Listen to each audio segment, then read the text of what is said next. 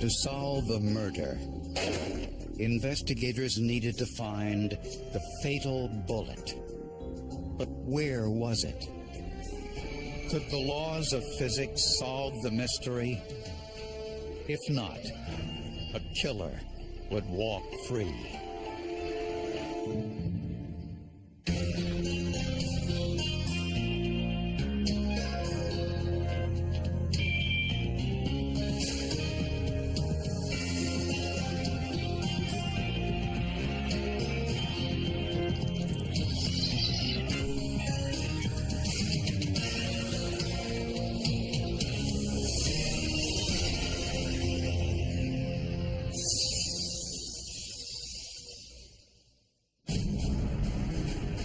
World War II. In the skies over Europe, American airmen fought a deadly and dangerous war. For every 100 airmen who flew missions over Europe, 70 never came back. One of the highest casualty rates in the history of warfare.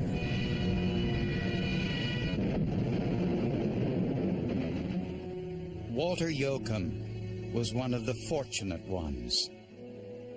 He was in the 8th Air Force in World War II. He was a waist gunner in a B-17 and survived 34 missions over Nazi-held territory. Yoakum risked his life and almost lost it countless times. But only his family and fellow veterans knew it. We never talked about it, so I didn't know what he did in the military. Kind of surprised me because he's such a conservative fellow. You just can't imagine him being behind a machine gun in an airplane. 76-year-old Yoakum, a widower and retired accountant, lived by himself on the outskirts of Boulder County, Colorado. On a fall day in 1993, his housekeeper noticed something was wrong. She went and knocked on the door, got no answer. She said that's very unusual for him because he's a, pretty punctual guy. Was never late, was always there when she was supposed to show up. She went around the back of the house and decided to knock on the back door and noticed that there was a broken window. And she got concerned at that point and decided to notify the police. Investigators from the Boulder Sheriff's Office discovered Walter Yoakum dead at the bottom of the stairs. He had been fatally shot through the neck. I don't think I slept for a couple of days. It's hard to imagine somebody that you know has just been violently murdered. Outside, detectives noticed several clear foot impressions in the mud. Crime scene technicians took plaster casts for future comparison. There was a particularly good set of footprints that were cast from that.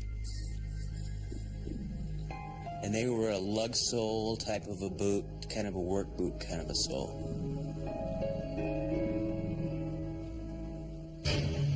The point of entry was through a broken bedroom window on the ground floor. There were muddy footprints leading to the foyer.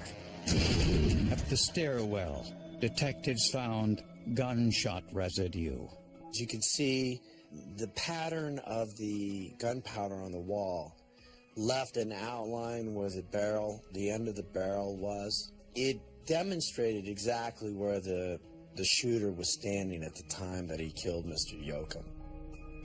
There was an empty gun holster upstairs on the dining room floor. We called the son and said, did he have any guns and what were they? And he says, oh yeah. He says, my dad had his .45, which he kept from World War II. He says, everybody kept their guns when they left the Army. This was a distinctive gun. It was a Colt semi-automatic used by many World War II servicemen. Soldiers routinely scraped off the gun's serial numbers after the war. But Yoakum's gun was missing. So too was his credit card and some cash. Adding to the mystery was the awkward position of Walter Yoakum's body. He was lying on his back with his arms extended and his knees in the air. Someone had come and moved him after rigor mortis had set in, because he was nearly face up with both arms somewhat in the air, and gravity just doesn't allow you to do that. This meant the killer was inside the house at least 3 hours, maybe longer. Our working theory in the beginning was that this was a burglary, was interrupted, and what was really bad about that is that burglaries are one of the hardest crimes to solve. The most bizarre clue was found near Yoakum's foot. It was the foil wrapper of a Reese's peanut butter cup. There was an empty bag of peanut butter cups in the refrigerator. I would have to say that all we knew about the killer was that he wore boots and he enjoyed Reese's peanut butter cup. That's a cold-blooded killer. Someone that can do that. Having just murdered somebody, then go through the refrigerator and see what there is to eat. And then stand there and look at him while you're eating some of his candy. Clues from the crime scene indicated Walter Yoakum most likely heard an intruder, grabbed his gun, and was heading down the steps when the intruder shot him. At the beginning of the investigation, there's an autopsy, and at that point we discover that the bullet's not in the victim's body. So it's like, for the next task for those of us going back out to the scene is, we've got to find this bullet. This was a problem. Without the bullet, investigators would know nothing about the murder weapon and would have no ballistic evidence once they identified a suspect. So everything suggested there was one shot fired, and it went through the victim and out. Somebody went on the roof, looked around, couldn't find a bullet. We looked in the gutter, couldn't find a bullet. How are we going to find this bullet? Because if it exited the house, you got literally acres and acres and acres of places that bullet could be, and it's a bullet that big. To find it, investigators turned to the science department at the University of Colorado. Once it enters the atmosphere, then it's not likely to change its configuration, although it might be tumbling. So the three things you need to know are the initial velocity, the initial angle with respect to the horizontal, and the amount of air resistance that you could expect. We knew from the wound it was probably a 38, 357, 9mm, that middle-sized caliber. We knew it wasn't the 22, it was too big for that, and it was too small for a 45. A bullet from these caliber weapons would be traveling at approximately 1,000 feet per second. But the bullet passed through a human body, went through the ceiling, then the roof shingles. It's very difficult to determine how much energy is lost as the bullet passes through those three obstacles. But in order to determine where the bullet falls, you need to know the velocity just after it passes through the roof. To study how much velocity was lost, investigators reassembled everything the bullet passed through. A beef roast was used to simulate the victim's neck. Behind it was a piece of plaster ceiling, and behind that, a section from the roof. When the bullet was fired, its speed was tracked with a chronometer, a device that works very much like a radar gun. There was a great deal more energy lost by the bullet in passing through the victim and the ceiling and the roof than was originally thought. The next step was to determine the angle at which the bullet left the house. Gunshot residue told investigators approximately where the killer was standing. They knew where the victim was when he was struck, and the hole in the roof told them where the bullet exited. Investigators used a rod to approximate the trajectory, which was 68 degrees. If the bullet is going almost straight up, then the horizontal force due to air resistance is small. And so you can solve the problem of a bullet going straight up, because it's a one-dimensional problem, and get something that you can work with analytically. At a speed of approximately 850 feet per second, the bullet exited the house at a 68-degree angle. With gravity and wind resistance factored in, scientists predicted the bullet would be fairly close to the house.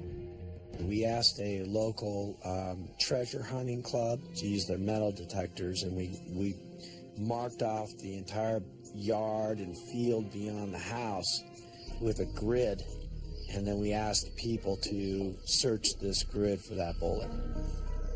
And they found it, just 90 feet from the house. It was a .38 caliber bullet. We were very excited. We had our missing link. We had the bullet. We really believed this was the bullet that killed Walter Yoakum. Unfortunately, it was of little value. Initially, I was pretty excited about it, but then I was discouraged because the bullet was so mangled that it wasn't going to give us any ballistics. The base was still relatively intact, and about maybe a quarter of an inch up the base was intact, but other than that, it was pretty mangled. Now investigators needed to identify some suspects. There probably was no prior relationship between Walter Yoakum and the killer. So investigators checked police records for anyone arrested for burglary around the time of the murder. There was only one, James Dobson. He'd been released from prison on a burglary conviction just a few days before Yoakum's murder. And he had a habit of eating at his crime scenes. He was breaking into houses to steal food. The fact that he's eating food from the house at the scene of these burglaries, and you have Reese's peanut butter cup wrappers on the floor, all kind of point to Mr. Dobson. It's just logical that you go look at him. But eating candy wouldn't be enough. Investigators would need much more. Some of Walter Yoakum's neighbors told investigators about some suspicious-looking men in the neighborhood on the night of Yoakum's murder. So they asked the neighbors to view a lineup that included their prime suspect, James Dobson. Your witness look at them and decide if any of them are the guy. And in this case, I believe Mr. Dobson was familiar to the witness, but they couldn't say that's the guy. Dobson denied any involvement in Yoakum's murder, and there was no evidence he owned a weapon capable of firing a .38 caliber bullet. And Dobson didn't own boots that matched the impressions found at the crime scene. So investigators wanted to know if there were fingerprints on the peanut butter cup wrapper found next to Yoakum's body. On processing that wrapper, I was not able to obtain any latent prints off of that surface. In fact, there were no foreign prints anywhere in the house. In order to identify more potential suspects, Colorado investigators searched police records to identify any unusual criminal activity around the time of Walter Yoakum's murder. and one incident in particular stood out. Two undercover officers noticed a pickup truck with North Dakota license plates leaving the home of a known drug dealer on the day after Yoakum was killed. The truck was registered to Kevin Dockter. So she called Bismarck, North Dakota, to ask them about who is this Kevin Dockter guy. They said, well, you know, it's funny you should call about him because we just arrested him yesterday. 29-year-old Kevin Dockter was a career criminal with a history of drugs and weapons offenses. They said he's a convicted felon, so we arrested him for possession of weapons by a previous offender. And one thing led to another, you know, of course, the next question is, well, what kind of guns did he have? When arrested, Dockter had a .357 and a World War II era .45 caliber Colt pistol, like the one missing from Walter Yoakum's holster. But that wasn't all. When Kevin was arrested, in addition to all the other paraphernalia and things like that were found in the car, there was coincidentally, or not coincidentally, a bag of Reese's Peanut Butter Cup miniatures. The same type that were found at Mr. Yoakum's residence. It's not a scientific thing, but to me, if I was on a jury, I would put a lot of stock in this just because it makes sense. The .45 caliber pistol had the serial number scraped off of it, just like Walter Yoakum's gun. And it had some ammunition in the clip, highly distinctive ammunition. The base of the bullet was stamped with the letters REMUMC. It's a Remington manufactured ammunition, and UMC stands for Union Metallic Cartridge. I called up Remington, and the guy answers the phone, says, oh yeah, I've worked here 43 years. That ammunition was made from 1912 to 1961. The same type of ammunition was found in Walter Yoakum's house. He kept the gun and the bullets for almost 50 years. It's kind of winning 3 numbers on a lottery ticket, you know. You can't go down to the hardware store or the gun store and buy that ammunition. There were 38 caliber bullets in Dockter's .357, which were subjected to inductively coupled plasma emission spectroscopy.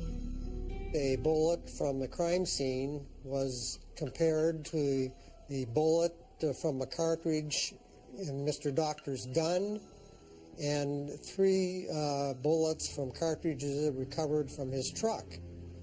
And they were found to be analytically indistinguishable. That is, they all had the same composition of lead. Having 2 batches of lead that are similar, the FBI rated that at about 1 in 2,500. So as far as circumstantial evidence, that's pretty good. Scientists went one step further. Kevin Dockter was wearing work boots when he was arrested. Impressions were made and compared to plaster casts of boot prints found outside of Yoakum's house. The casts from the crime scene didn't have enough detail to show any accidental characteristics, which are marks that result from everyday wear and tear. The class characteristics, the size, the tread patterns, and the manufacturing impressions were there for comparison. The overall characteristics on the different casts were consistent with what was present on the boots that were submitted. So the evidence against Kevin Dockter was mounting. He owned boots like the impressions at the crime scene. He had the same taste in candy as the killer and had no explanation for why he was in possession of Walter Yoakum's gun and ammunition.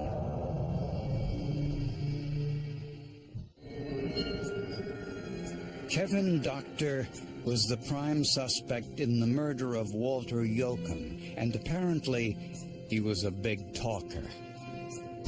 Investigators spoke to Dockter's friends, who said Dockter bragged about committing a robbery in Colorado and said his friend, 21-year-old Jason Fowler, acted as a lookout. We went to Jason Fowler and said, look, we got another person ready to give you guys up, and you're going to go down and do some hard time in a mainline joint. And he says, well, okay, I think I'm ready to talk. Jason Fowler told us that he and Kevin Dockter had a drug habit, that they supported their drug habit by breaking into homes and stealing items. Fowler told investigators that he and Dockter cased Yoakum's house.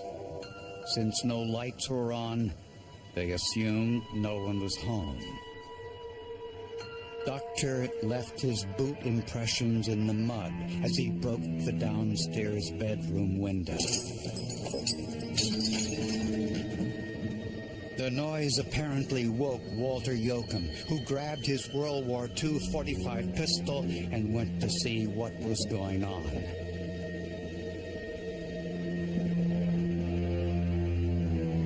Dockter saw him first and fired one shot, killing Yoakum instantly.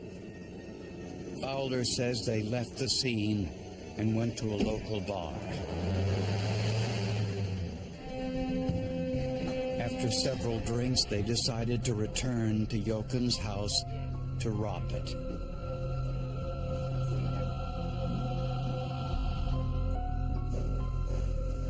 Dockter ate the peanut butter cups as he searched for items to steal. He moved Yoakum's body to look through his pockets after rigor mortis set in. All they took was $20 in cash, a credit card, and Yoakum's highly distinctive .45 caliber handgun. He pulled out a green .45 and he had blood all over his fingertips. He's kind of wiping that off, and he pulled the chamber open, and there's no bullet. He says this stupid old man didn't have a bullet in the chamber even. He died for nothing. This truly was a senseless killing. Not that there's any killing that makes sense, but this one was particularly senseless. The day after the murder, undercover officers saw Kevin Dockter's truck leave the home of a known drug dealer. It was the break investigators needed. Had they not gotten that license plate doing that drug deal, we probably never would have had that name, certainly not as directly as we did. Kevin Dockter pled guilty to second-degree murder and was sentenced to 40 years in prison. Jason Fowler pled guilty to burglary and was sentenced to 25 years in prison. One final note. It's easy to see why the neighbors first chose James Dobson as the man they thought they saw near the crime scene. Dobson bore a striking resemblance to Jason Fowler. Everybody that worked on this case are probably, in my opinion, the best there is. And so it really didn't surprise me when it went into the solved column, because of the caliber of people that worked on it. It was just one of those cases of excellent police work and some luck, and it all fallen together in a case that easily could have gone unsolved. And so, yeah, when I got done with it and I looked back on it, I was kind of like, wow, I can't believe we actually were able to do that.